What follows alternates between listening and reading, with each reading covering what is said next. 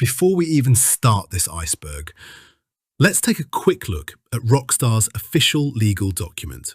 You know, the one that outlines what you can and can't do with their games. Like Red Dead Redemption 2, Grand Theft Auto, LA Noire, Midnight Club. The list is endless. Yes, San Andreas 2. Oh, look at the date. Last updated, February 28th, 2025. Very strange. That's months before Bully Online launched. That's 10 months before Bully Online launched on December 17th, 2025. It was December 15th. Dumbass. You can't count. Oh, I am sorry. People make mistakes. Fuck off. I am reporting you. Anyways. So no, this wasn't a new rule. This wasn't a sudden change. This wasn't Rockstar targeting anyone. This wasn't Rockstar reacting to Bully Online. This wasn't a new policy. This was already in place, and it's very clear. People think Section 6 only applies to GTA Plus, GTA Online, or Rockstar's premium services. But that's not how legal terms work. Section 6 applies to everything under Rockstar's umbrella, including mods, fan projects, and multiplayer frameworks. This is Rockstar's official legal document.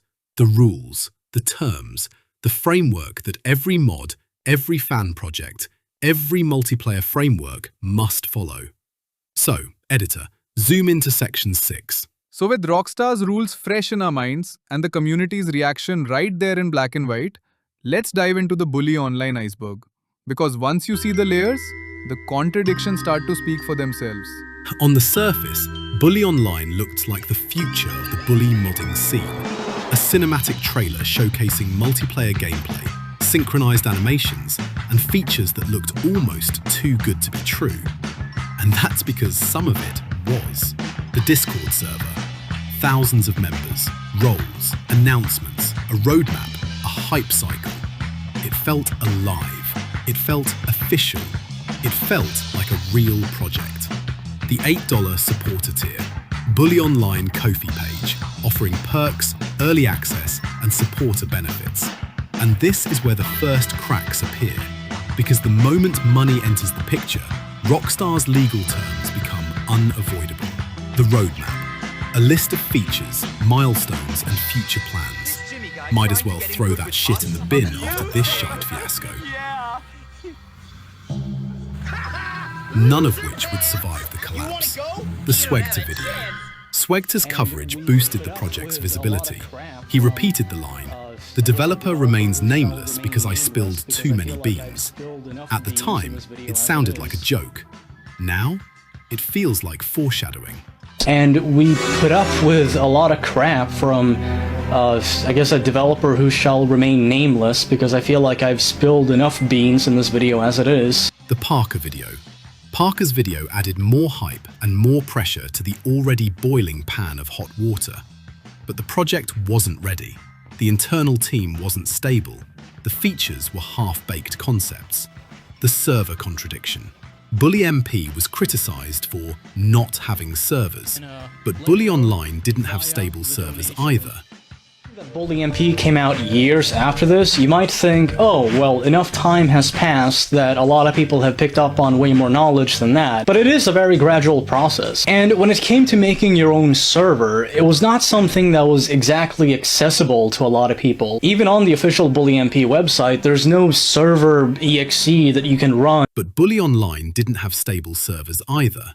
The few that existed were temporary, unstable, and very fucking short-lived. The silence begins. Updates slowed. Announcements stopped. The Discord grew quiet. The inconsistencies become impossible to ignore. The missing receipts. Supporters asked where the money went. The dev said receipts existed, but none were shown. Not even a redacted screenshot. Honestly, it was sickening. I'll show some of these comments to give you an idea, but just to think. A game that's supposed to be about teenagers is being run by people like this. It's wild. Absolutely wild. It really makes you question the people behind the game. The missing refund logs. Refunds were claimed, but again, no proof. The team promised to release the source code.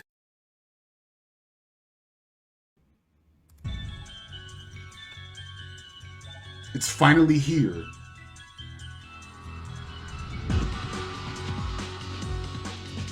So I guess you can play online with your friends now, huh? Oh, you could be scrapping? Oh, this is gonna be good. Of course, as you might expect, the possible risks would take to interactive. Since then, I have assembled a brand new team of people, and we're going by the name Fat Pigeon Development. Bully MP was create this racing platforming minigame where you that's cool. compete That's against cool. other players to reach the end by jumping across different props. This Oh, is yeah. the final cut for Bully MP, but for Bully Online, thanks to the object spawner, we can do this, and much more. Some of the other stuff that we've added to the map are Easter eggs, beta characters, way more attention to detail, more features being brought back, even beta locations have been restored. Directory, and that's it. For anyone interested in following this project and getting access to both the source code and all of these files that I've shown you here, you can go to swagta.com, go to links, and in this section you can find Bully Online and Bully Online source code. It never fucking happened. Only dog scraps. Nothing. As useless as a greedy git. Look. Seriously. Look. Scraps. That's all that is. If any of this offends you, if you're allergic to criticism, or if you think fan projects are above accountability, look away now. Bully Online wasn't an accident. It wasn't a tiny side project that suddenly blew up. It was built, marketed, and presented like a commercial product intentionally. The Bully Online team knew exactly what they were doing. They built a trailer. They built a roadmap. They built a supporter tier.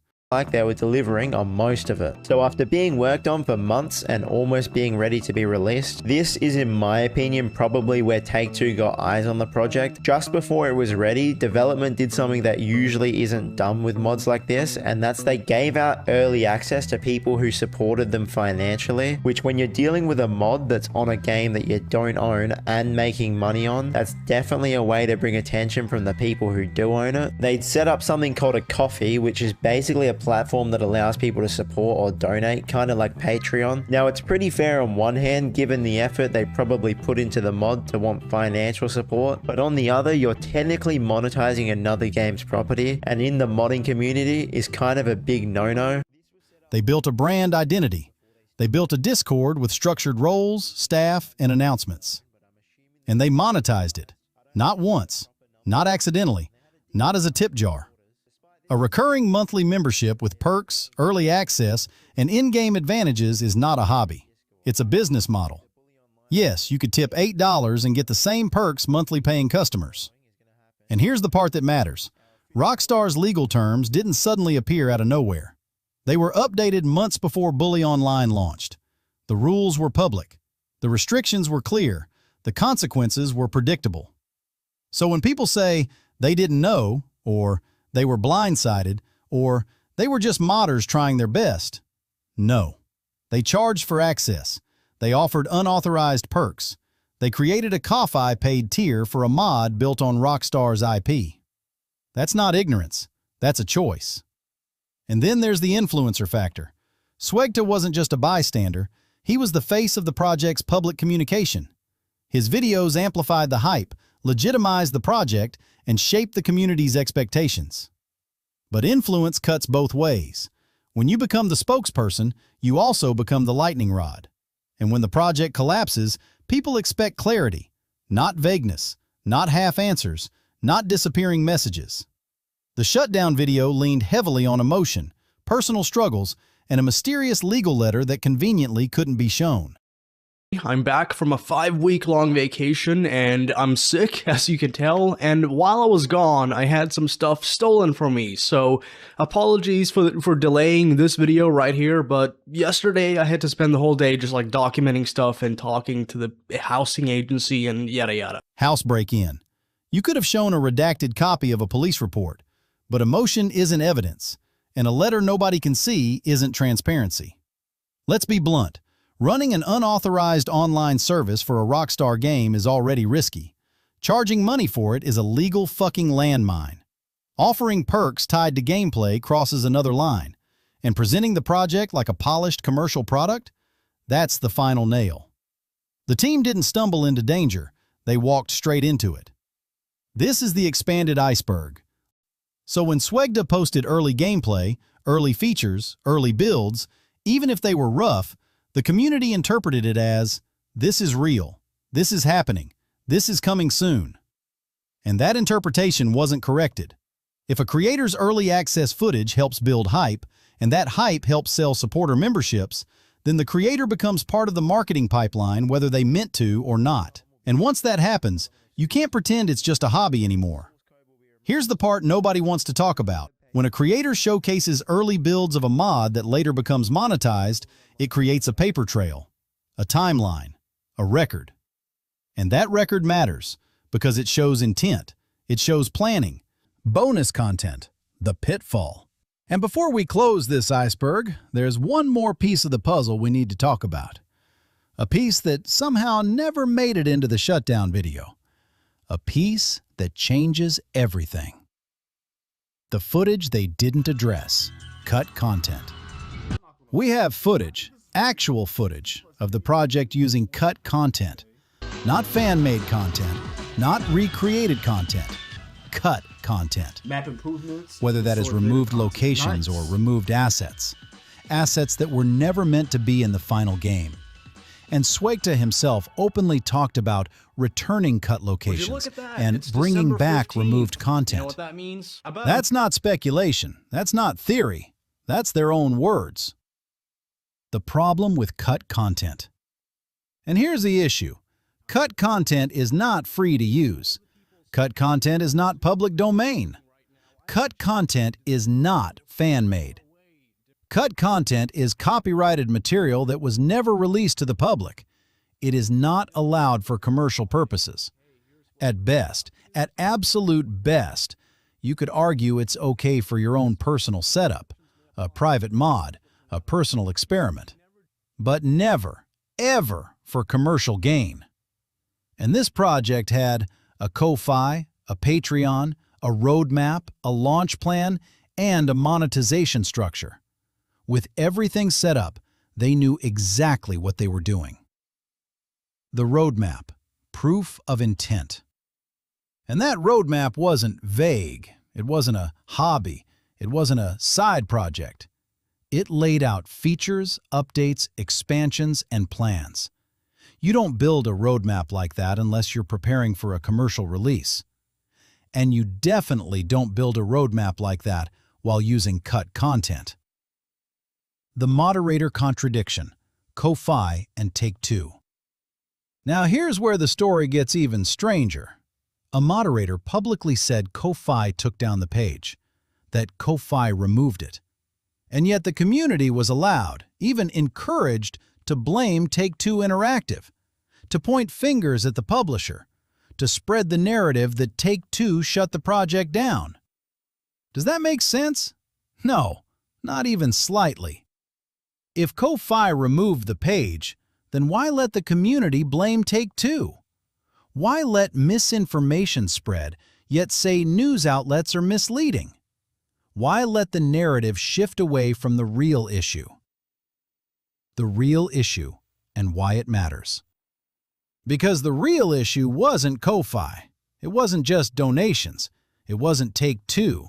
It wasn't a mysterious letter. The real issue was cut content. Content that wasn't supposed to be in the game. Content that wasn't legal to distribute. Content that absolutely wasn't legal to monetize. And when you combine that with a roadmap, a donation system, and public promotion, the story becomes painfully clear. And that's the pitfall. Not Ko-Fi, not Take-Two, not a legal letter, but cut content used in a commercial-leaning project, wrapped in a narrative that never once acknowledged the real reason everything fell apart.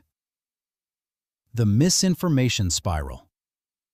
And here's the part that really shows how messy this whole situation became.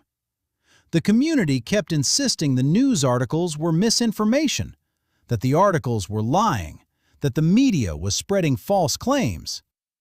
But here's the problem. Your staff can't accuse the articles of misinformation when the community itself couldn't keep the story straight. the Ko-Fi claim, and the Take-Two blame. And then there's the moderator's statement, the one that said Ko-Fi took down the page. If Ko-Fi removed the page, why were members allowed to blame Take-Two? Why was the narrative allowed to shift toward the publisher? Why was misinformation allowed to spread inside the community? It doesn't add up. It never added up. So when people say the articles were misinformation, maybe the real problem wasn't the articles. Maybe the real problem was that the story inside the community never stayed consistent long enough to be true. The IMDb article. While all of this was happening, an article appeared on IMDb, a news entry posted before Bully Online even launched. And inside that article was the line that exposed everything. Made for fans by fans. That's the pitfall. Because the article described features that weren't in the retail game. Features that didn't exist in the official release. Features that only existed in cut content. So how does an article describe content fans supposedly created when that content only existed in Rockstar's unreleased files? And this wasn't a hobby project. This wasn't a weekend mod. This wasn't a casual experiment. The project insisted players needed a legal copy of Bully. They repeated it. They emphasized it. But the project itself was running content that wasn't in the legal retail version. Cut content, removed content, unreleased content. So how does that work? How do you require players to be legal when the project itself wasn't? And that brings us to the end of this expanded breakdown. The hype, the monetization, the influencer amplification, the contradictions, the missing receipts, the disappearing infrastructure, the one-month collapse, and the silence that followed. Bully Online wasn't just a mod, it was a case study, a blueprint of what happens when ambition outruns structure, when presentation outruns preparation, and when hype outruns honesty. It showed us how quickly a fan project can transform into something that looks, feels, and behaves like a commercial product, even when nobody says it out loud. And once that transformation happens, the rules change, the expectations change, the consequences change. When a fan project looks like a product, rights holders notice. When a fan project charges like a product, rights holders act. And when a fan project collapses like a product, the community demands answers. And the Bully Online team didn't give them. In the end, this wasn't about villains or heroes. It wasn't about who killed the project. It wasn't about conspiracies or letters or drama. It was about decisions. Decisions made early, decisions made publicly, decisions made without fully understanding the weight they carried. Monetization without infrastructure, hype without stability, visibility without readiness, promises without receipts, and silence when clarity was needed most. Projects don't collapse because of one mistake. They collapse because of a chain of them, small at first, then bigger, then impossible to ignore. And when the dust settled, the community wasn't left with closure. It was left with fragments. Fragments of code, fragments of explanations, fragments of communication, fragments of a project that could have been something special. But fragments aren't enough, not for a community that invested time, trust, excitement, and yes, money. So what's the lesson here? It's simple. If you want to build something big, you need transparency. If you want to build something public, you need accountability. If you want to build something lasting, you need honesty, even when it's uncomfortable. And if you want to build something on someone else's IP, you need to understand the rules before you break them. Bully Online didn't fail because people hated it. It failed because people believed in it, and the project wasn't ready for that belief. And before we close this out, I want to leave one final message for everyone involved in this project. The developers, the communicators, the public faces, the moderators, and anyone who helped shape Bully Online. This is what happens when you build on land you don't own. That wasn't an accident. That wasn't a misunderstanding. That was a choice. A deliberate continuation of a system that was already on thin ice. And if the project had stayed free, truly free, maybe things would have gone differently. Maybe the servers would still be online. Maybe the community wouldn't be picking through fragments. Maybe this documentary wouldn't need to exist. But once money entered the picture, the rules changed. And pretending otherwise didn't protect the project. It accelerated its downfall. And let's be honest, if Rockstar or Take-Two had actually taken you down, they would have said something publicly. They respond to journalists. They respond to press inquiries. They respond when their IP is involved in a public dispute. But when gaming journalists reached out, the only thing they got back was silence, and claims from the team that the reporting was misleading. Sure, okay. Silence from a rights holder doesn't confirm a takedown. It confirms nothing. And when the only evidence of a legal threat is a letter nobody can see, a letter nobody can verify, a letter that conveniently explains everything while explaining nothing, the community is left with questions, not closure. This isn't about blame. This isn't about dragging anyone. This is about recognizing the reality of what happened. You built something ambitious. You built something people cared about. You built something with potential. But you also built it on unstable ground, with unclear communication, inconsistent messaging, and decisions that carried with it.